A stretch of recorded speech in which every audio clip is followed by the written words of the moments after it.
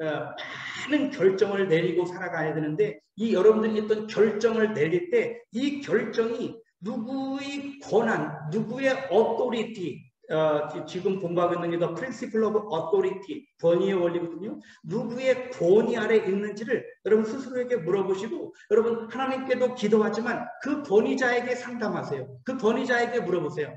나는 이번에 한국에 가고 싶은데 내 바로 위에 고참 선교사님이 참아라. 그러면 기꺼이 참을 수 있는 능력을 키우는 게 품성개발이에요. 하나님께서 나를 이 고참 선교사님 밑에 나를 보내셨거든요.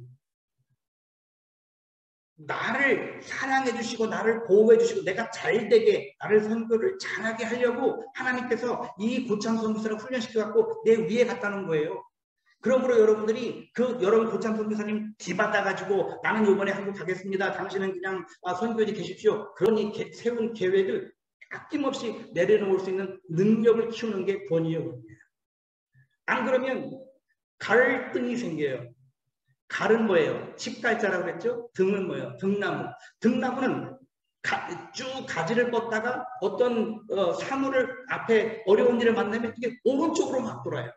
칡넝쿨 어때요? 산에 칡넝쿨 칡캐러 가보셨어요? 칡은요 앞으로 넝쿨 쭉 뻗어가다가 어떤 물건을 만나면 왼쪽으로 돌아요. 그러니까 등나무는 오른쪽으로 돌고 이 칡나무는 왼쪽으로 돌고 등나무는 오른쪽으로 돌으니까 서로 이게 꽈져가지고 뭐 칼로 베내기 전까지는 못 풀어요. 칡나무와 등나무가 만나면 못 풀어요. 이런 갈등 관계에 여러분들이 있다면 이것을 이제 오늘부터 뭐 당장은 안 되겠지만 그런 생각이라도 그런 마음의 뜻이라도 세우는 그런 시간이 되었으면 좋겠습니다. 왜 갈등이 생기냐면요. 첫 번째로 깨질 수가 있어요. 그럴 때 갈등이 시작돼요.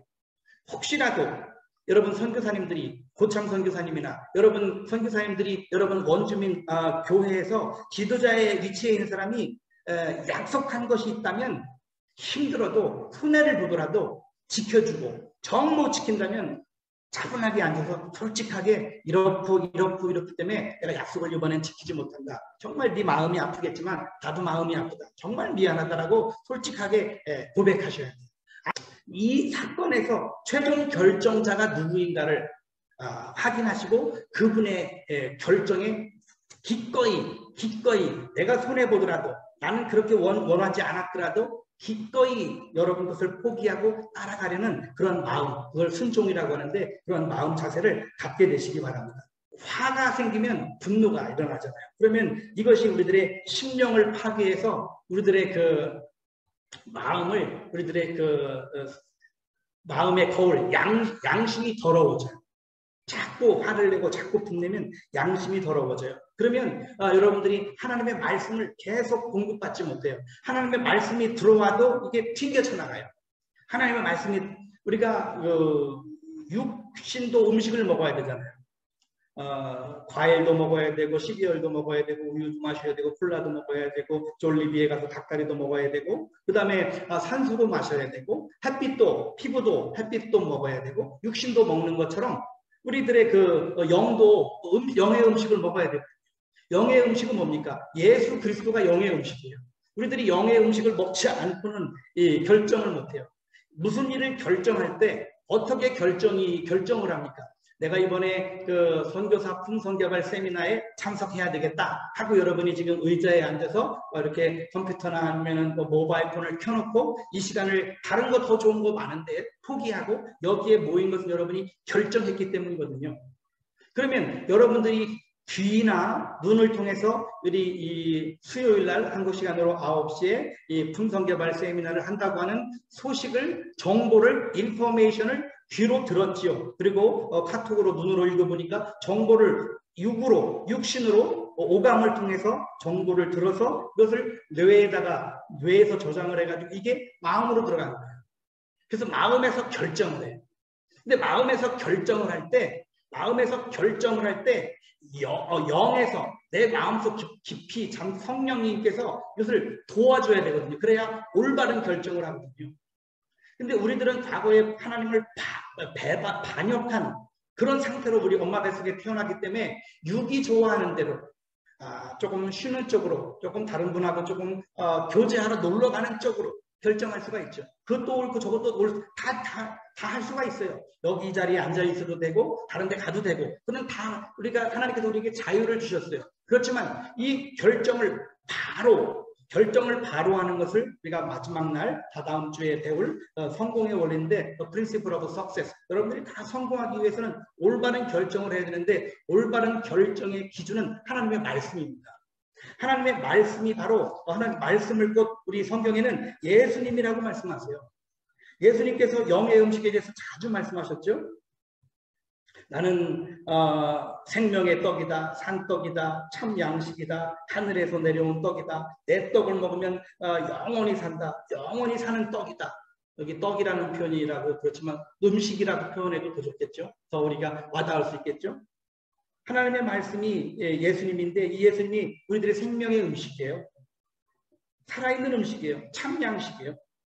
그 다음에 예수님은 내가 참 음료라 그렇게 말씀하셨죠. 예수님의 피를 먹고 마시지 않으면 영생할 수가 없다고 말씀하셨는데 이 영의 음식을 먹어야 영에서 올바로 판단할 수 있도록 이렇게 힘을 줘요. 그러므로 여러분들이 겉모양으로만 판단해서 사람을 판단하지 마시고 것을 볼 때 전인격적으로 그 사람의 영과 혼과 육을 바라보면서 이제 원주민들을 또 좋은 학생을 양육하는 것이 아니라 정말 품성이 좋은 사람.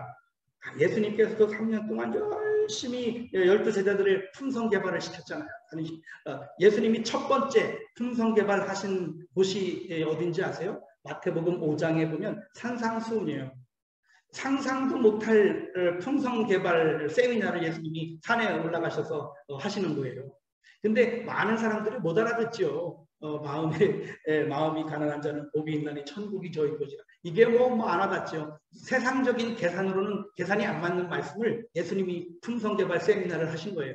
근데 1년 데리고 먹고 자고 같이 다니고 2년 3년 하면서 베드로도 막 그렇게 갈대와 같은 베드로도 반석이 되고 우레의 아들 같은 요한이도 그냥 그렇게 사랑이 많은 사랑의 사도로 변하고 머리 검은 짐승은 거두는 게 아닌데 옛 어른들이 그랬다고 그에 속지 마시고 반드시 하나님의 말씀이 영의 양식, 영의 음식을 먹으면 변하게 돼 있는데 이게 빨리 변하냐 늦게 변하냐 아니면 성장 속도가 빠르냐 늦으냐 그런 차이가 있을지 변하게 혼에도 음식이 있습니다. 혼에도 지식의 음식, 지식의 음식에는 크게 두 가지가 있어요. 하나는 경험의 음식, 또 교육의 음식이 있죠. 경험, 우리가 지금 특별히 타문화권 속에서 이렇게 더운데 그런 경험을 우리가 하고 있잖아요. 어떤 문화 속에 관계 속에 그런 경험을 통해서 우리의 그 지식이 이렇게 자라가잖아요. 또 지식의 음식이 뭐냐면 교육입니다. 자연과학이나 물리, 지리, 여러 가지 화학이나 뭐 물리학이라든지 공학, 기계, 항공, 전자, 수학, 생물, 뭐 역사, 문화, 철학, 신학, 법학, 인류학 뭐 이런 것들을 통해서 지식이 자라가죠. 아까 말씀드린 이 혼에는 지정의가 있다고 그랬잖아요. 이것을 건강하게 지정의가 있다고 그러는데 건강하게 하려면 음식을 잘 먹어야 되는데 우리가 지식의 음식도 그렇게 먹을 수 있고 근데 이 공부를 뭐 다 잘하는 건 아니에요. 막 기가 막히게 막 가르친 것보다 더 잘 가르치는 사람도 있어요. 거기에는 이제 은사가 필요하죠. 그 다음에 감정에도 음식이 있어요. 감정의 음식은 음악이나 연극이나 시, 소설, 미술. 우리 여기 지금 새해에는 내가 성경을 3번 읽고 1번 써야지. 그렇게 뭐 하지만 의지가 부족한 분들이 많잖아요. 의지에도 음식을 줘야 돼요. 의지에 음식을 주는 것은 가정교육이 굉장히 중요하죠. 어릴 때부터 우리 갓난아이 때부터 우리 자녀들에게 이 의지의 음식을 가정교육을 통해서 또 도덕이나 윤리나 다른 종교에 사는 뭐 참선이라든지 이런 것들을 통해서 의지를 끌어올려서 키우죠. 또 법이나 교통법 이런 의지 교육을 우리가 받아야 되는데 이 바로 교훈이자 이 교통법규에 70으로 가다가 30으로 가라보면 이거는 정부에서 나를 보호하고 타인을 보호하라고 이렇게 속도를 줄여가라고 한 거예요. 그 권위를 인정해주고 30으로 가야 돼요. 이 대한민국 정부에서 그 나라 정부에서 이 경찰관한테 권위를 줬어요. 모든 차든지 30 이상으로 가는 차는 무조건 세워서 딱지를 끊으라고 하는 권위를 줬어요. 그 권위에 순복해야 돼요. 때문에 여러분에게 주어진 부모님, 또 정부, 여러분의 교회 담임 목사님, 또 여러분의 직장, 여러분의 특별히 선교사님들은 후원교회 목사님이 여러분 권위자예요. 우리 후원교회 목사님이 올해 들어오지 마라 그러면 들어가지 마시고, 왜 아직까지 안 갔어? 그러면 빨리 나오세요. 머뭇머뭇거리지 마시고 빨리 나가세요. 담임 목사님 마음을 편하게 해요. 여러분 권위자를 편하게 해드리세요. 그것이 우리가 갈등이 안 생깁니다. 여러분 여러분 후원교회 목사님하고 갈등 생겨봐야 여러분만 손해예요. 또 여러분이 그 갈등이 생기지 않고 여러분의 권위자와 행복하게 기쁘게 살아가려면 여러분들이 어떻게 해야 될까요?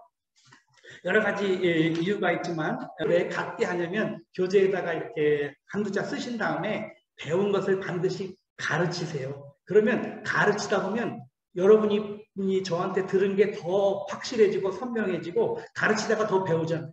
그렇기 때문에 여러분 제가 일부러 이렇게 화면을 공유하지 않고 이렇게 여러분 프린트를 하거나 책 제보를 하거나 이렇게 해서 하도록 했어요. 그리고 이거는 제 그냥 교과서만 이렇게 보내드렸지만 참고될 만한 그런 여러 가지 자료들은 제가 카톡방에 계속 여러분들에게 올려드리도록 하겠습니다. 또 여러분 선교지의 고참 선교사님 아니면 여러분의 그 권위자, 여러분의 부모님, 저희 부모님은 뭐 초등학교도 어머님은 초등학교도 못 나오시고 저는 석사학위가 3개고 박사학위가 3개고 뭐 조금 뭐 그래도 어쨌든 우리 엄마가 저한테 야야 잘 조심해라 그러면 에이 엄마 학력도 나보다 낮으면서 그러면 안 돼요. 그분이 저희 어머니는 나의 권위자예요. 네 엄마 알겠어요. 엄마 앞에서는요 경외해야 돼요. 엄마 앞에서는 순종해야 돼요. 하나님께서 내가 이 여성을 내 엄마로 정한 게 아니고 하나님께서 정해줬다고 했잖아요. 나를 나보다 더 잘 아시기 때문에 이 여인을 나의 어머니로 하나님이 정해놓으신 거예요. 그래서 이 나의 권위자인 이 어머니가 나한테 자조심해라. 밥 잘 먹고 다니고 너무 일만 하지 말고 좀 쉬어가면서 해. 그러시면 순종하세요. 그 말씀에 무시하지 말고 알아서 한다니까 그러지 마시고 경외하세요. 내 부모를 공경하라. 이 공경의 반대말은 경시예요. 얕잡아 보는 거예요. 절대 여러분 그러면 안 됩니다. 여러분 그러시는 분들은 선교사로 못 나오셨겠지만 다 선교사로 나오신 분들은 부모님을 공경하는 분들이잖아요. 공경이라고 하는 뜻은 권위자의 권위를 인정해 주는 것을 공경이라고 해요. 네 부모를 공경하라. 공경이 뭐야? 여기 어버이날 카네이션 달아주는 게 공경인가? 아니에요. 권위자의 권위를 인정해주는 것을 공경이라고 해요. 여러분 네 부모를 공경하라. 그러면 내가 이 땅에서 잘되고 장수하리라. 우리 하나님이 아주 글자로 적어서 박아놨어요. 하나님께서 글자로 적어서 딱 이렇게 못을 박아놓은 것은요. 변개치 못해요. 내 부모를 공경하라. 그런 것처럼 여러분의 권위자를 공경하세요. 그런 마음을 바꾸세요. 마음을 고쳐먹으세요. 메타노이아. 회개하세요. 그렇게 하지 못한 것을 회개하세요. 그러면 안 그러면 자꾸 갈등이 생기고 올해는 좀 선교비 좀 안 올려주나 선교지가 점점 어려운데 올려주든 안 올려주든 그거는 그분 권한이에요. 그분 권한이고 선교비를 올려받고 싶으면 하나님께 호소하세요. 하나님 아시지요? 우리 이번에 아들이 이번에 대학 들어가고요. 차가 낡아가지고 차도 좀 바꿔야 되는데요. 하나님, 우리 담임 목사님, 우리 그 장로님들의 마음을 감동시켜 주셔서 이번에 선교비를 올려주세요라고 하나님께 기대하시고 여러분 담임 목사님께 기대하지 마세요. 담임 목사님께 올해는 올려주겠지, 올려달라고 몇 번 말씀드렸으니까 올려주겠지라고 기대했는데 그 기대한 것이 이루어지지 않으면 갈등이 생기는 거예요.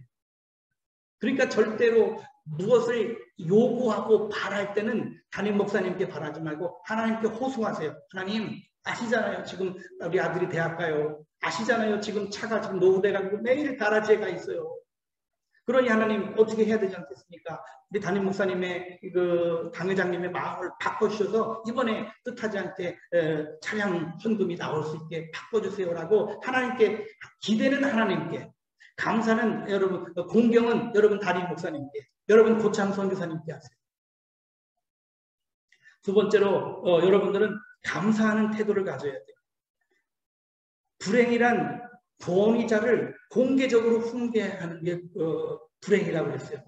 공개적으로 권위자를 훈계하는 것을 불행이라고 하는데, 이 하나님 여러분이 기대한다. 우리 대통령이 우리 민주화 정부가 들어섰으니까 뭐가 잘하리라라고 인간에게 기대해봤자 인간은 인간이에요.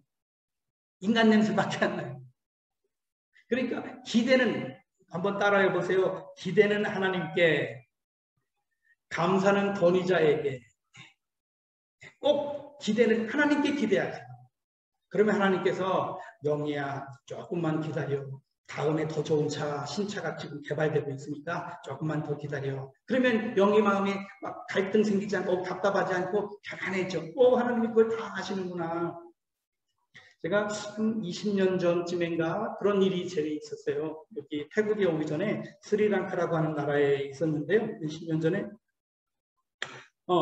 나이는 제가 어리지만 선교지에서는 좀 최고 고참이라서 그때 막 우리나라 최고 높은 총회장님들 이런 분들이 다 스리랑카에 오셔가지고 종교 총회를 할 때가 있었어요. 그래가지고 제가 선교사님들 순서 1호차, 2호차, 3호차 다 배정하고 통역은 누가 하고 식사 배정은 누가 하고 이걸 다 짜서 이제 그렇게 그대로 하기로 하고 호텔 로비에 앉아서 이 총회장님들이 이제 엘리베이터로 내려오기를 딱 기다리고 있는데 교단은 나와 다르지만 제가 굉장히 사랑하고 이렇게 통장도 개설해주고 집 얻는 것부터 시작해서 자녀 학교라든지 모든 것들을 다 도와주고 어떤 때는 선교비까지 도와줘가면서 그분이 해서 잘하고 계신데 그분이 갑자기 저보고 아니 이성상 선교사님만 총회장님 1호차 운전하시고 통역 개회 연설할 때 이성상 선교사님이 통역하시고 이성상 선교사님은 저 앞에 나서는 것만 하고 우리는 맨날 뒤에서만 이렇게 하는 겁니까?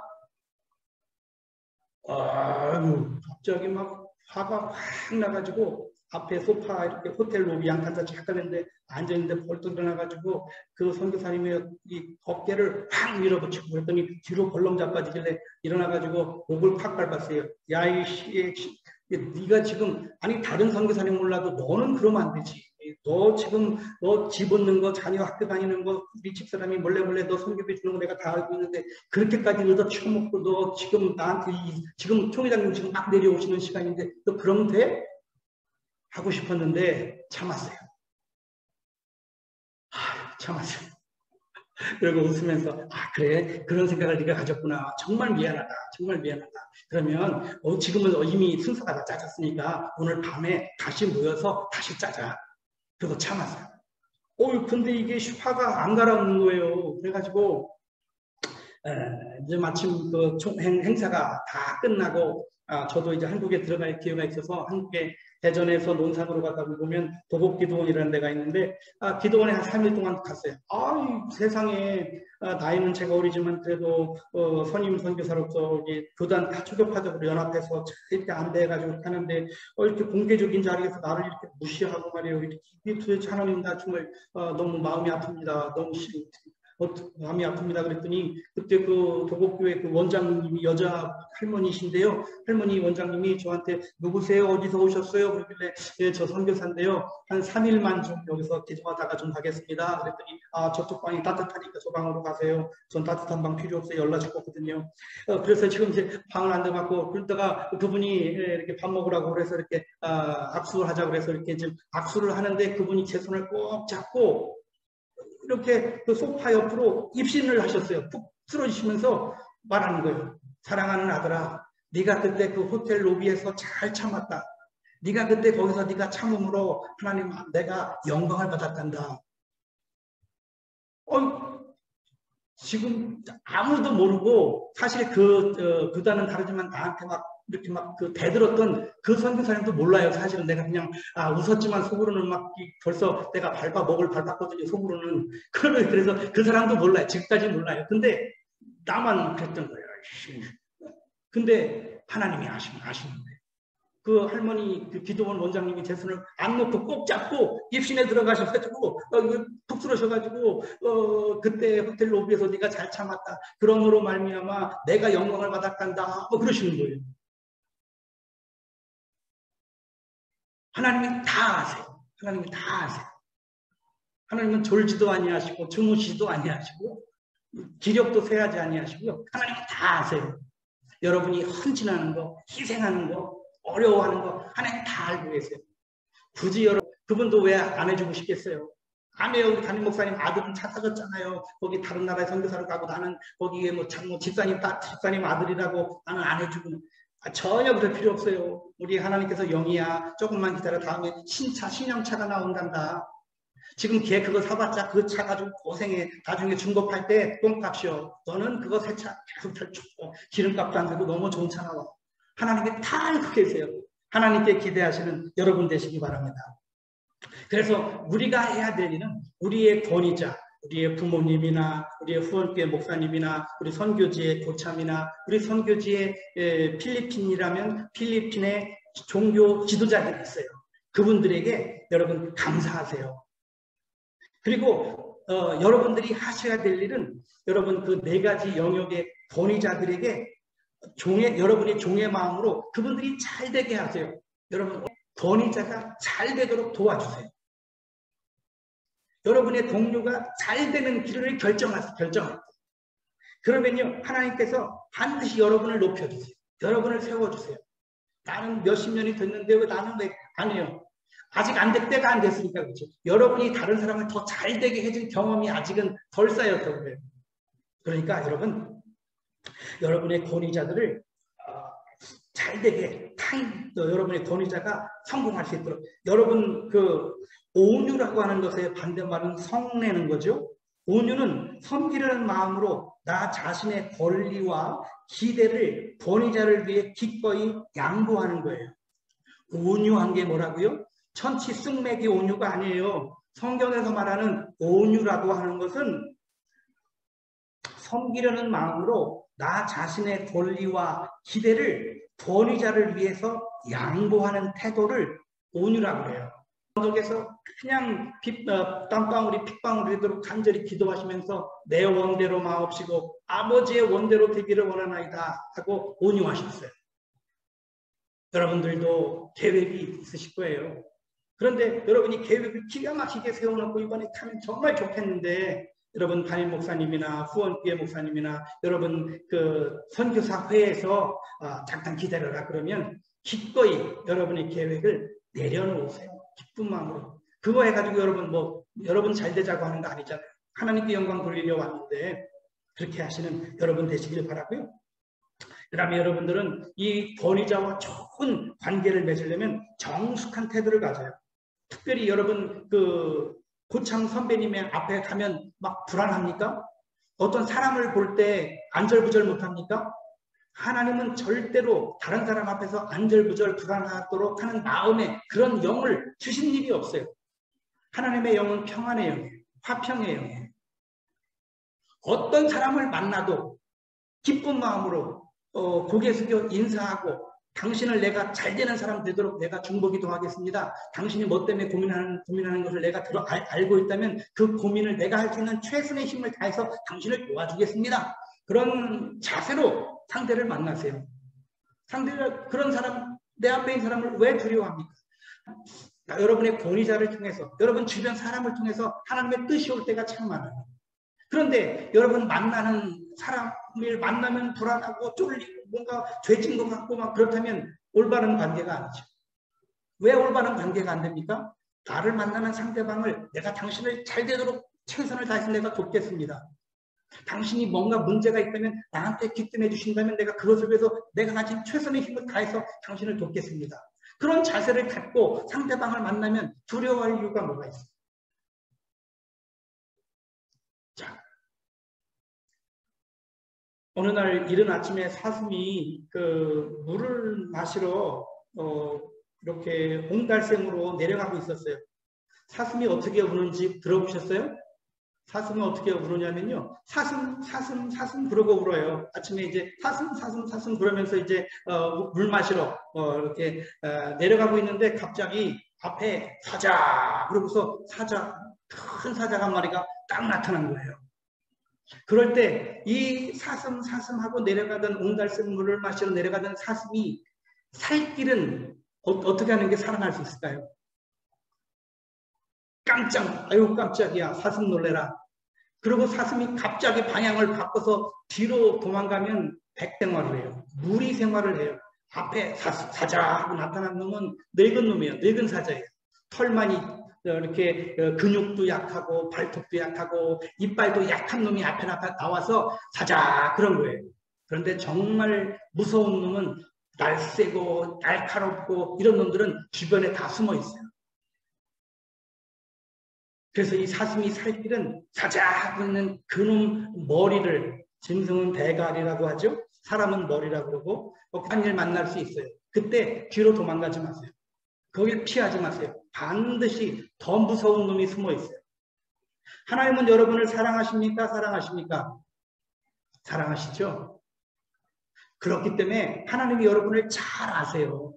그래서 여러분 앞에 사자하고 나타난 놈 정도는 여러분이 이 길의 힘을 갖고 계신 것을 하나님이 믿으세요. 그렇기 때문에 그 정도의 문제는 허락하신 거예요. 하나님이 웬만한 큰 문제는 다 가려주셨어요. 여러분 앞에. 여러분 지금 막 어려운 일 만나잖아요. 이거는 다 여러분이 헤쳐나갈 수 있는 것들이에요. 그러니까 여러분이 문제가 생기면 뒤로 도망가지 말고 침륜에 빠지지 말고 낭망하지 마시고 그걸 가지고 주님 앞에 무릎 꿇고 하나님 어떻게 해야 됩니까? 지혜를 주세요. 명철을 주세요. 총명을 주세요. 하고 하나님 앞에 더 나가야지 도망가면 안 돼요. 그래서 그 문제를 해결해 나가면 여러분들은 영적 지도자가 되는 거예요. 다른 사람에게 가르칠 만한 영향력을 끼칠 사람이 되는 거예요. 하나님께서 그렇게 해서 여러분의 성품을 개발시켜 나가는 것입니다. 여러분이 가진 종이의 26페이지에 그 사자 그림이 있고 두려움을 정복하는 방법을 여러분에게 가르쳐 드렸습니다. 이렇게 해서 이 권위의 원리를 마치도록 하겠습니다. 이제 하나님께서 쓰시는 그릇은 깨끗한 그릇이라고 했습니다. 그러므로 여러분들이 깨끗한 그릇 갖기를 여러분 힘쓰셔야 되는데 어떻게 하면 여러분들이 깨끗한 그릇을 갖게 될지 한번 생각해 보겠습니다. 어떻게 하면 여러분들이 깨끗한 양심을 가질 수 있냐면 하나님의 말씀으로 우리들의 양심이 강화됩니다. 또 예수님의 보혈로 여러분들이 실수했거나 여러분들이 잘못을 저질렀으면 예수님의 피로 나의 그 악한 마음을 가졌던 것, 내가 나쁜 말 한 거, 다른 사람에게 기분 나쁘게 말한 거, 이런 것을 예수의 피로 속히 선포해서 씻어내세요. 예수의 피, 예수의 보혈, the power of blood, the blood of Jesus. 그 예수의 피로 여러분 잘못한 것을 속히 씻어내세요. 안 그러면 여러분들이 더러운 말을 했거나 더러운 생각을 했거나 그랬으면 이게 여러분 그 마음속에 하나의 점으로 남아요. 검은 점이 돼요. 검은 점은 이게 사단에게 넘어간 영역이에요. 그 검은 점에 그 사단이 들어와요. 그러니까 사단이라기보다는 귀신이죠. 악한 영이죠. 더러운 영이죠. 더러우니까 더러운 영이 들어온 거예요. 성령님은 깨끗하니까 깨끗한 곳에 계신데 더러운 생각을, 더러운 말을, 더러운 짓을 했을 때 여러분 마음 가운데 더러운 게 있으면 합법적으로 귀신이 들어와요. 귀신이 거처하는 곳이 귀신의 집이 되는 거예요. 그러면 귀신 한 마리가 들어오면 거기가 이제 빨리 예수의 피로 안 씻어내면 귀신이 좋거든요. 여기 좋으니까 자꾸 이 친구들을 불려들여 가지고 마음 전체를 새카만 점으로 만들 수가 있어요. 그러므로 여러분들이 과거에 하나님과 여러 사람들에게 잘못한 것이 있다고 생각되면 속히 하나님께 회개할 건 하나님께 회개하시고 여러분이 다른 사람에게 잘못한 것이 있으면 부끄럽다고 생각하지 마세요. 부끄럽다고 마음을 주는 것은 마귀가 주는 거예요. 기꺼이 가서 잘못했으면 잘못했다고 말하세요. 그게 하나님이 주시는 능력이에요. 저도 부끄러운 고백을 좀 하나 하겠습니다. 제가 그 대학교를 다닐 때 그냥 늘 80년대 그 데모하는 때 그 대학교를 다녔는데 근데 제가 연극반을 했어요. 연극회 회장을 해서 그 8만 원인가를 돈을 타왔죠. 한 학기 동안 연극반 운영하는 비용으로. 그리고 4만 원을 쓰고 4만 원을 남았는데 얼렁뚱땅 데모해가지고 학교 휴학하고 뭐 그 학교 휴교령 내리고 그러는 바람에 돈을 이 학생회에다가 반납해야 되는데 반납을 못하고 그냥 4만 원을 갖고 졸업을 했어. 내가 그러니까 결론적으로는 4만 원 떼어먹은 놈이 됐죠. 그렇다고 뭐 학식에 뭐 학생회에서 뭐 누가 뭐 말하는 사람도 없겠지만 그렇지만 내가 알잖아요. 내가 학생회에 4만 원 떼어먹은 놈이잖아요. 선교지에서 기도하는 가운데 그게 생각이 났어요. 그래서 한국에 갔을 때 제 모교에 찾아갔어요. 학과장님 교수님한테 교수님 내가 몇 년 전에 학교를 졸업할 때 4만 원을 갖고 졸업을 해서 그것을 갚으러 왔습니다. 그때 4만 원이어서 5배 해가지고 20만 원을 봉투에 넣어서 드렸어요. 그랬더니 학과장님이 마침 학생들 MT 가는데 써야 되겠구만 허허허 그러시면서 받으시고 좋아하시더라고요. 그래서 여러분들이 마음속에 부끄러운 일 한 게 있으면 부끄러운 말을 했거나 행동을 했으면 즉시로 씻어내세요. 안 그러고 이것을 계속 가지고 있으면 거기를 통로로 삼아서 사탄이 계속 들어와요. 그러니까 양심이 자꾸 더러워져요. 더러운 양심에 더러운 영이 dirty spirit이 자꾸 들어오니까 깨끗한 영, 성령께서 계속 여러분을 주장하시도록 선한 양심을 갖도록 여러분이 그래서 여러분들이 꼭 이번 선교사 품성개발 세미나에서 배워야 될 것은 여러분들이 한번 따라해 보세요. I am sorry. I am sorry. I am sorry. 여러분 자녀에게, 여러분 남편에게, 여러분 아내에게 잘못한 것이 있으면 진심으로 I am sorry 하세요. 그런데 남편이 맨날 그 소리야 그러더라도 진심으로 하세요. 속으로는 남편이 기뻐해요. 진심으로 여러분들은 그 사람이 내 사과를 안 받아주더라도 여러분들은 여러분들의 해야 할 의무는 쏘리예요. 그러므로 여러분들이 반드시 깨끗한 양심을 갖기 위해서 반드시 쏘리 하시기를 바랍니다. 내가 얼마나 잘못되었는지 하나님께서 깨달아 주시도록 오늘 저녁에 잠자기 전에 꼭 기도하시고 잘못된 것이 생각나면 반드시 찾아가서 기도하세요. 카톡 문자 메시지나 편지 같은 거는 안 하는 게 더 좋다고 그래요. 왜냐하면 어떤 사람이 그거 캡처해놨다가 내가 회장 선거할 때 이 사람이 나쁜 일을 한 거 했다고 자기가 고백했다고 해가지고 여러분 회장 떨어지는 수가 있어. 그러니까 문자로 하지 마시고 반드시 말로 조그마한 뭐 이렇게 맹고 한 3kg 사가지고 찾아가서 그때 정말 미안했다고 그렇게 꼭 사과하세요. 사실은 내가 10% 잘못했고 상대방이 90% 상대방이 나한테 막 했기 때문에 나도 반감으로 한 거예요. 그래서 그분이 90% 잘못했고 여러분이 10% 잘못했지만 그 10%만큼만 가서 잘못했다고 하면 돼요. 오버해가지고 뭐 그 사람이 90% 잘못한 것까지 여러분이 잘못했다고 할 필요는 없어요. 여러분이 혹시라도 하나님 앞에 또 여러 주변 사람들에게 잘못한 것이 있다고 생각되어지고 깨달아졌다면 기도 가운데 생각나게 해주셨다면 즉시로 빨리 할수록 좋아요. 오래 갖고 있는다고 그게 내 재산 되지 않아요. 오늘 당장이라도 엄마 아빠 내가 그때 속상하게 해드렸던 거 미안해 하고 전화라도 하시고 해서 꼭 정리하셔서 깨끗한 그런 마음을 소유하시는 그런 여러분들 다 되시기를 간절히 바랍니다.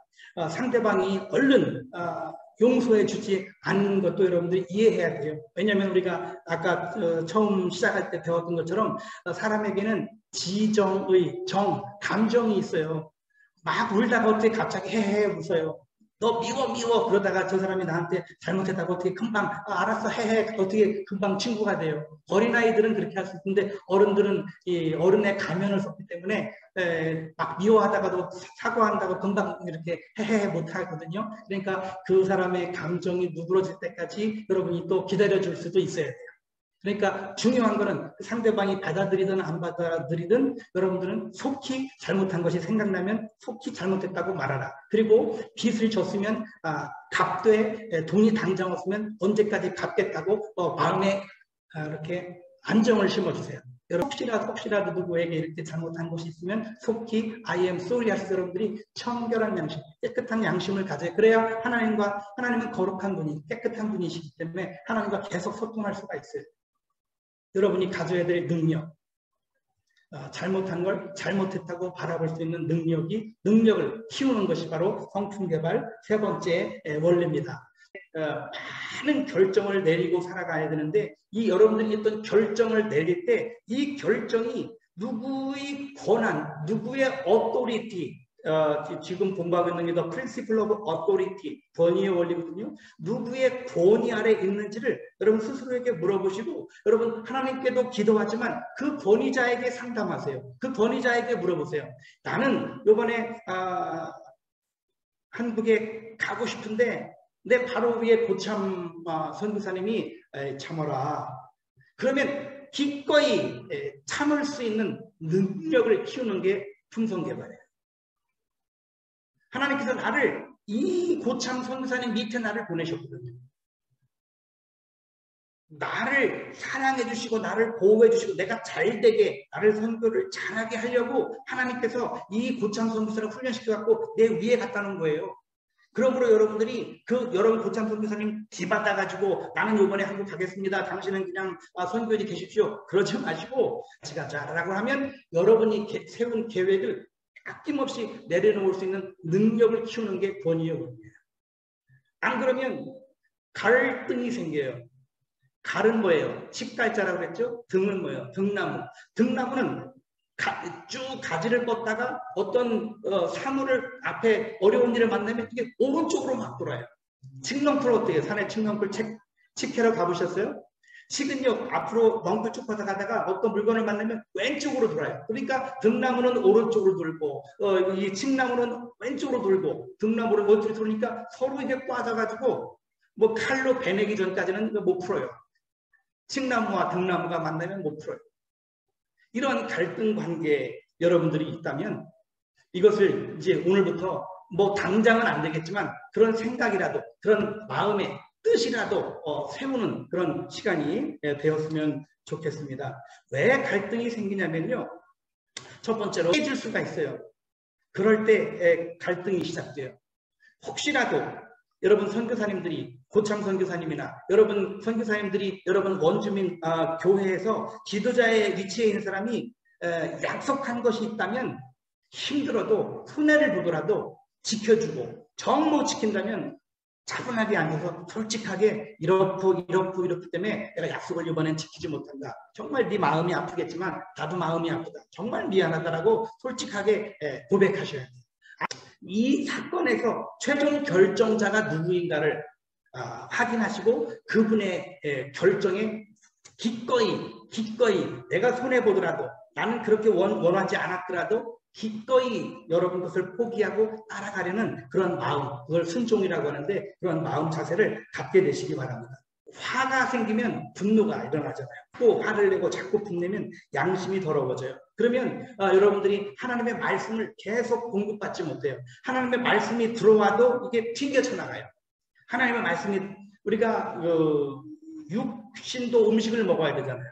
먹어야 되고 시리얼도 먹어야 되고 우유도 마셔야 되고 콜라도 먹어야 되고 졸리비에 가서 닭다리도 먹어야 되고 그 다음에 산소도 마셔야 되고 피부도 햇빛도 먹어야 되고 육신도 먹는 것처럼 우리들의 그 영도 영의 음식을 먹어야 되고 영의 음식은 뭡니까? 예수 그리스도가 영의 음식이에요.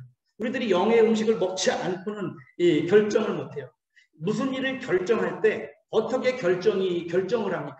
그러면 여러분들이 귀나 눈을 통해서 우리 이 수요일 날 한국 시간으로 9시에 이 품성개발 세미나를 한다고 하는 정보를 인포메이션을 귀로 들었지요. 그리고 카톡으로 눈으로 읽어보니까 정보를 육신으로 오감을 통해서 정보를 들어서 이것을 뇌에서 저장을 해가지고 이게 마음으로 들어가는 거예요. 그래서 마음에서 결정을 해요. 근데 마음에서 결정을 할 때 영에서 내 마음속 깊이 참 성령님께서 이것을 도와줘야 되거든요. 그래야 올바른 결정을 하거든요. 근데 우리들은 과거에 하나님을 반역한 그런 상태로 우리 엄마 뱃속에 태어났기 때문에 육이 좋아하는 대로 조금 쉬는 쪽으로 조금 다른 분하고 조금 교제하러 놀러 가는 쪽으로 결정할 수가 있죠. 바로 하는 것을 우리가 마지막 날 다다음 주에 배울 성공의 원리인데 Principle of Success. 여러분들이 다 성공하기 위해서는 올바른 결정을 해야 되는데 올바른 결정의 기준은 하나님의 말씀입니다. 하나님의 말씀이 바로 하나님의 말씀을 곧 우리 성경에는 예수님이라고 말씀하세요. 예수님께서 영의 음식에 대해서 자주 말씀하셨죠. 나는 생명의 떡이다, 산떡이다, 참 양식이다, 하늘에서 내려온 떡이다. 내 떡을 먹으면 영원히 산다, 영원히 사는 떡이다. 여기 떡이라는 표현이라고 그렇지만 음식이라고 표현해도 더 좋겠죠. 더 우리가 와닿을 수 있겠죠. 하나님의 말씀이 예수님인데 이 예수님이 우리들의 생명의 음식이에요. 살아있는 음식이에요. 참 양식이에요.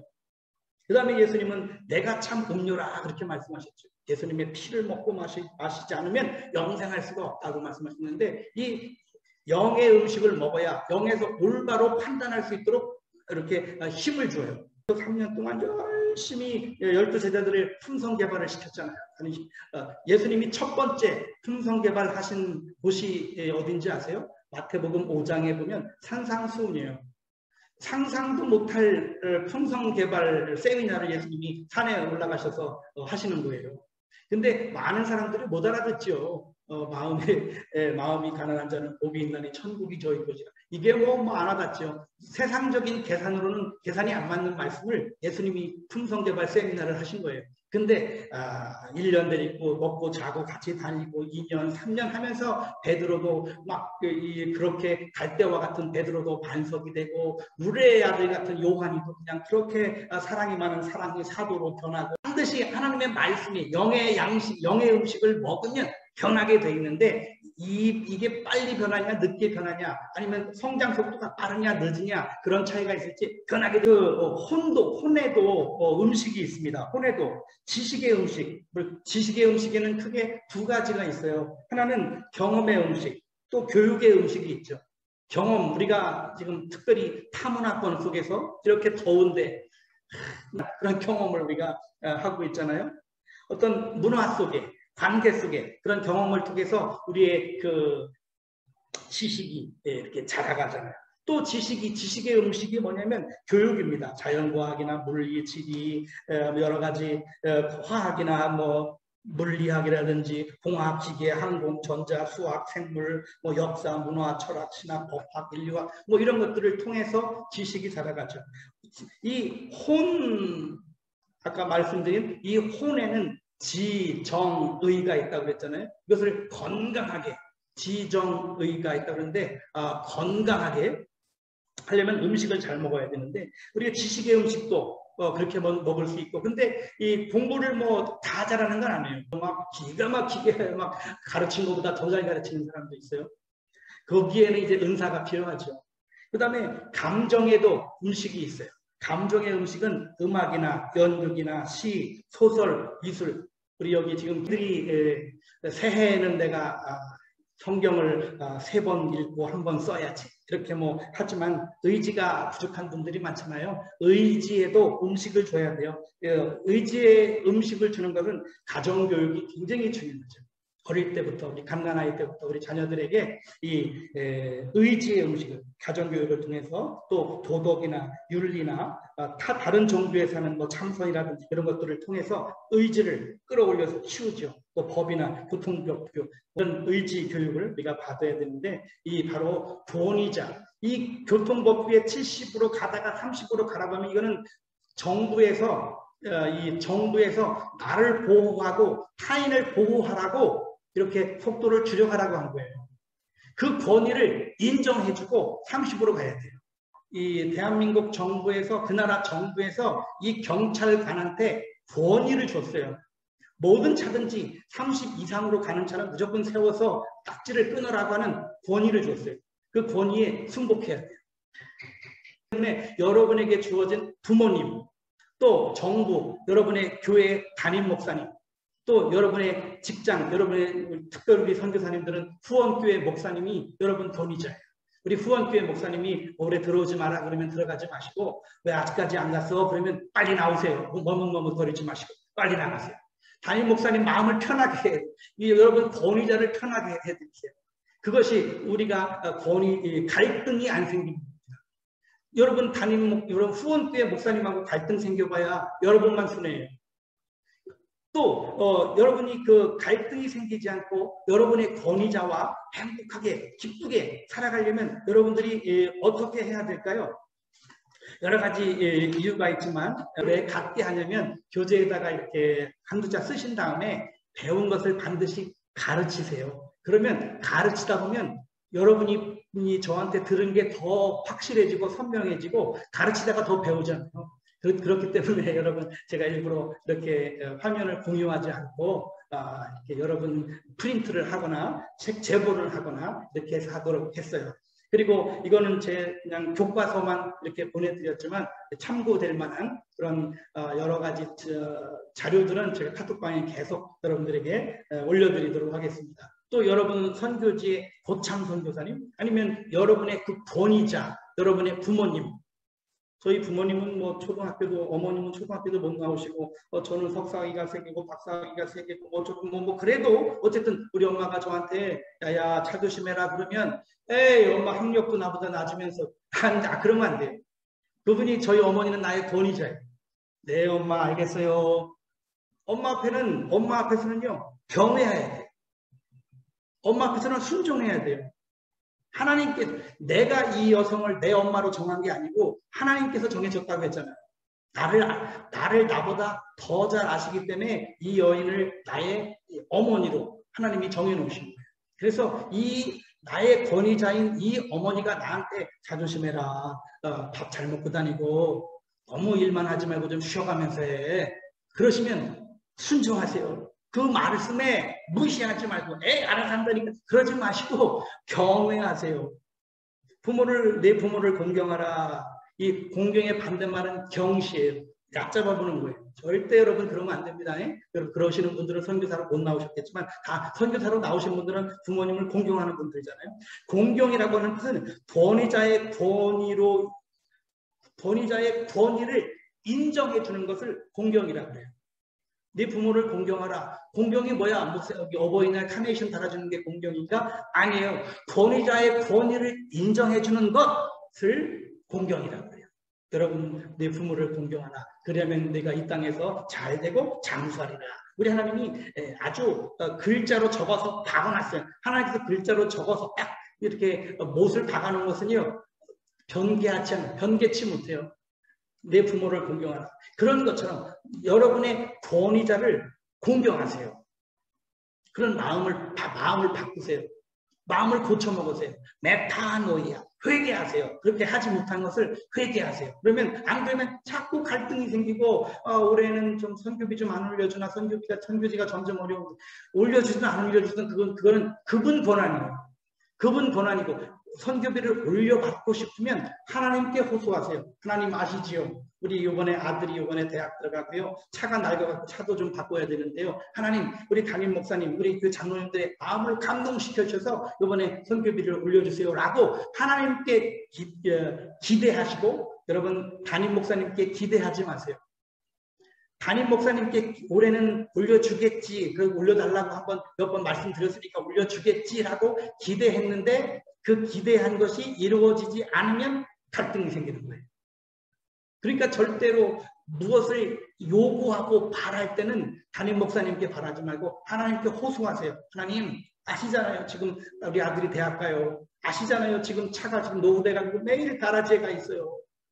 그러니 하나님 어떻게 해야 되지 않겠습니까? 우리 담임 목사님의 그 당회장님의 마음을 바꿔주셔서 이번에 뜻하지 않게 차량 헌금이 나올 수 있게 바꿔주세요라고 하나님께 기대는 하나님께, 감사는 여러분, 공경은 여러분 담임 목사님께, 여러분 고참 선교사님께 하세요.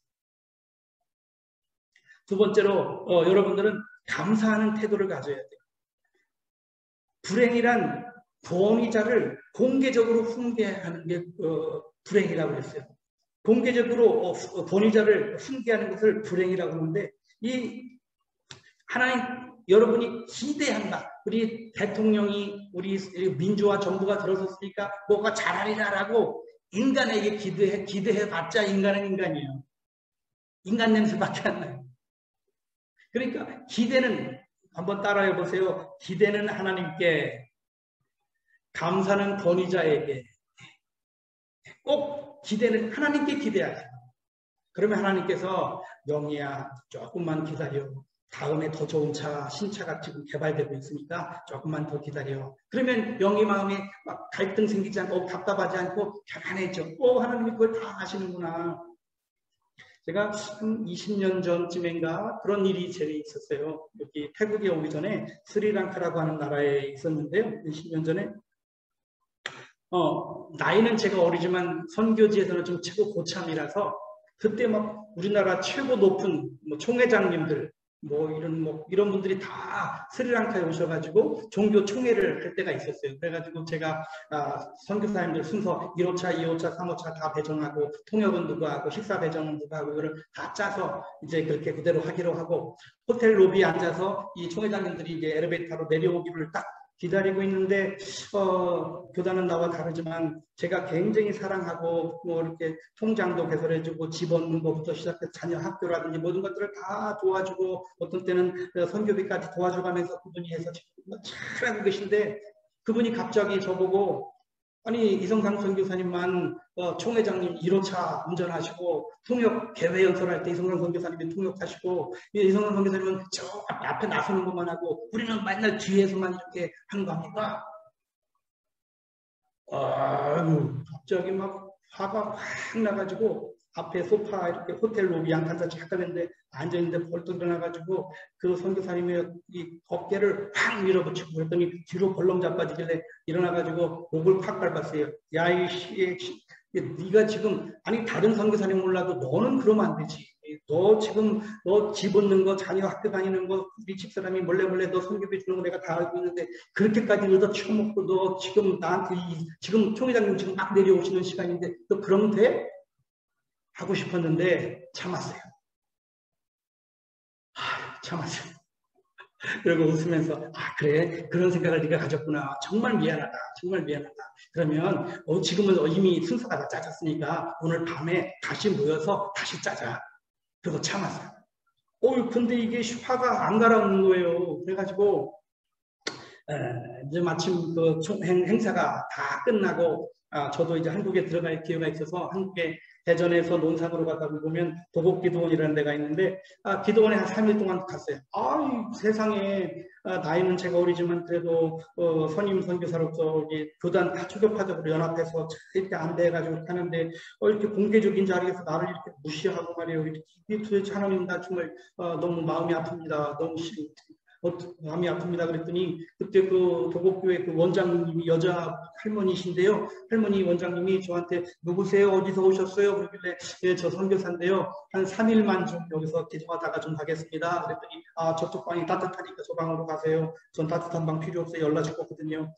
그래서 지금 이제 방을 안 돼갖고 그러다가 그분이 이렇게 밥 먹으라고 그래서 이렇게 악수를 하자고 그래서 이렇게 지금 악수를 하는데 그분이 제 손을 꼭 잡고 이렇게 그 소파 옆으로 입신을 하셨어요. 푹 쓰러지시면서 말하는 거예요. 사랑하는 아들아, 네가 그때 그 호텔 로비에서 잘 참았다.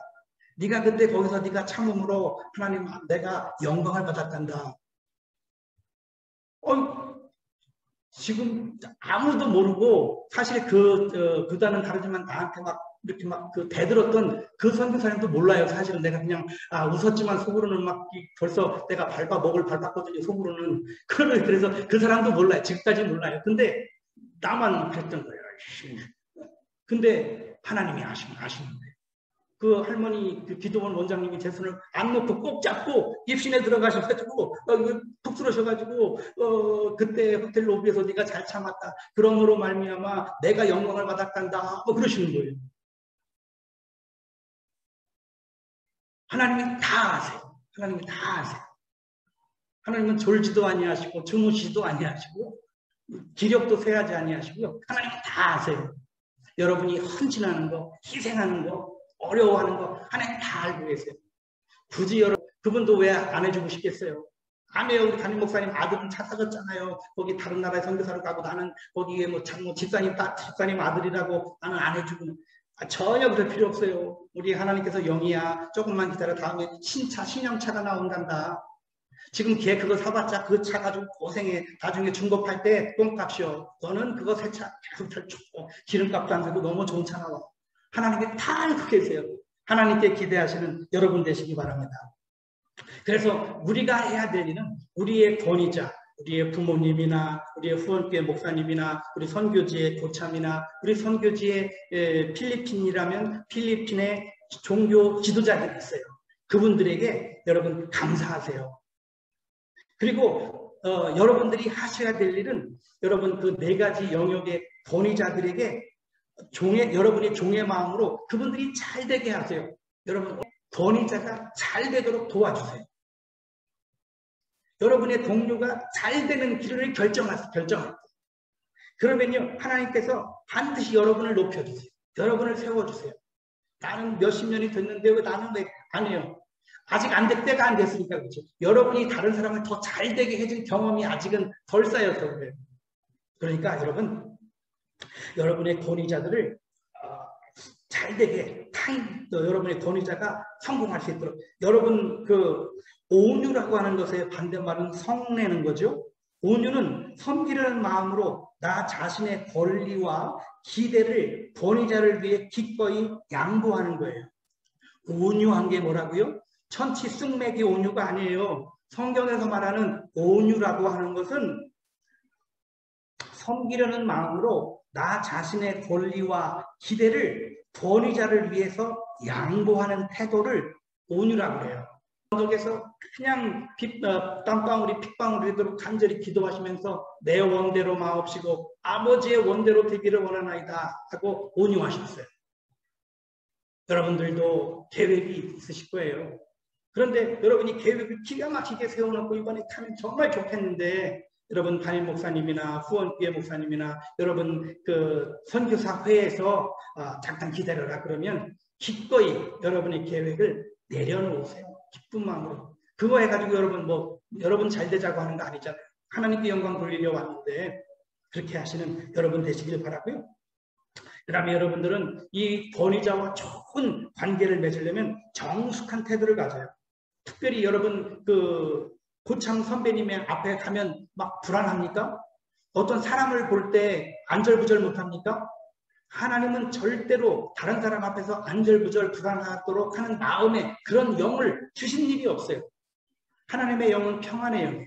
화평의 영이에요. 어떤 사람을 만나도 기쁜 마음으로 고개 숙여 인사하고 당신을 내가 잘 되는 사람 되도록 내가 중보기도 하겠습니다. 당신이 뭐 때문에 고민하는 것을 내가 알고 있다면 그 고민을 내가 할 수 있는 최선의 힘을 다해서 당신을 도와주겠습니다. 그런 자세로 상대를 만나세요. 그런 사람, 내 앞에 있는 사람을 왜 두려워합니까? 여러분의 권위자를 통해서, 여러분 주변 사람을 통해서 하나님의 뜻이 올 때가 참 많아요. 그런데 여러분 만나는 사람을 만나면 불안하고 쫄리고 뭔가 죄진 것 같고 막 그렇다면 올바른 관계가 아니죠. 왜 올바른 관계가 안 됩니까? 나를 만나는 상대방을 내가 당신을 잘 되도록 최선을 다해서 내가 돕겠습니다. 당신이 뭔가 문제가 있다면 나한테 귀뜸해 주신다면 내가 그것을 위해서 내가 가진 최선의 힘을 다해서 당신을 돕겠습니다. 그런 자세를 갖고 상대방을 만나면 두려워할 이유가 뭐가 있어요? 자, 어느 날 이른 아침에 사슴이 그 물을 마시러 이렇게 옹달샘으로 내려가고 있었어요. 사슴이 어떻게 우는지 들어보셨어요? 사슴은 어떻게 우느냐면요. 사슴 그러고 울어요. 아침에 이제 사슴 그러면서 이제 물 마시러 이렇게 내려가고 있는데 갑자기 앞에 사자 그러고서 큰 사자가 한 마리가 딱 나타난 거예요. 그럴 때 이 사슴하고 내려가던 옹달샘 물을 마시러 내려가던 사슴이 살 길은 어떻게 하는 게 살아날 수 있을까요? 아유 깜짝이야 사슴 놀래라. 그리고 사슴이 갑자기 방향을 바꿔서 뒤로 도망가면 백생활을 해요. 무리 생활을 해요. 앞에 사자하고 나타난 놈은 늙은 놈이에요. 늙은 사자예요. 털만이 이렇게 근육도 약하고 발톱도 약하고 이빨도 약한 놈이 앞에 나와서 사자 그런 거예요. 그런데 정말 무서운 놈은 날쌔고 날카롭고 이런 놈들은 주변에 다 숨어 있어요. 그래서 이 사슴이 살 길은 사자 하고 있는 그놈 머리를 짐승은 대가리라고 하죠. 사람은 머리라고 그러고 그런 일 만날 수 있어요. 그때 뒤로 도망가지 마세요. 거길 피하지 마세요. 반드시 더 무서운 놈이 숨어 있어요. 하나님은 여러분을 사랑하십니까? 사랑하십니까? 사랑하시죠? 그렇기 때문에 하나님이 여러분을 잘 아세요. 그래서 여러분 앞에 사자하고 나타난 놈 정도는 여러분이 이 길의 힘을 갖고 계신 것을 하나님이 믿으세요. 그렇기 때문에 그 정도의 문제는 허락하신 거예요. 하나님이 웬만한 큰 문제는 다 가려주셨어요. 여러분 앞에. 여러분 지금 막 어려운 일 만나자. 이거는 다 여러분이 헤쳐나갈 수 있는 것들이에요. 그러니까 여러분이 문제가 생기면 뒤로 도망가지 말고 침륜에 빠지지 말고 낭망하지 마시고 그걸 가지고 주님 앞에 무릎 꿇고 하나님 어떻게 해야 됩니까? 지혜를 주세요. 명철을 주세요. 총명을 주세요. 하고 하나님 앞에 더 나가야지 도망가면 안 돼요. 그래서 그 문제를 해결해 나가면 여러분들은 영적 지도자가 되는 거예요. 다른 사람에게 가르칠 만한 영향력을 끼칠 사람이 되는 거예요. 하나님께서 그렇게 해서 여러분의 성품을 개발시켜 나가는 것입니다. 여러분이 가진 종이의 26페이지에 사자 그림이 있고 두려움을 정복하는 방법을 여러분에게 가르쳐 드렸습니다. 이렇게 해서 이 권위의 원리를 마치도록 하겠습니다.